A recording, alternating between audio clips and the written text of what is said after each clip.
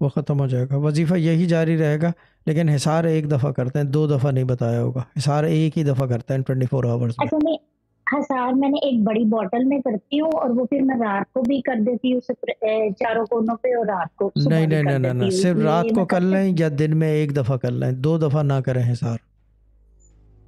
क्योंकि ये 4 कुल जी, का ठीक है। हिसार जो है ना, अब अगर 2 मिनट खामोश रहेंगे तो मैं ये भी बता दूँ एज़ पर इन्फॉर्मेशन के लिए, 4 कुल का हिसार जो है ये अगर आपने ज़्यादा कर दिया, दिन में 2 दफ़ा 3 दफ़ा सोच के, बहुत अच्छी चीज़ है। इससे जो तबा ताबाइन है वज़ाइफ के, वो भी रास्ता बंद हो जाएगा।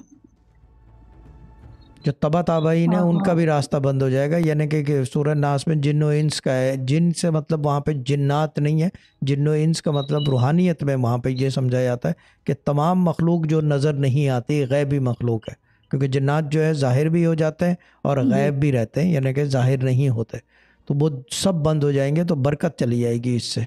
तो दिन में एक दफ़ा ओनली, कि जी, जो एक जो दफ़ा मैं अनवांटेड मखलूक है हिसार वो कर रही बंद थी रहे, तो जी, जी। अनवांटेड मखलूक बंद रहे, जो वांटेड मखलूक है वो आए। क्योंकि याद रखें कि तबा ताबाइन फरिश्ते आएंगे तो बरकत होती है।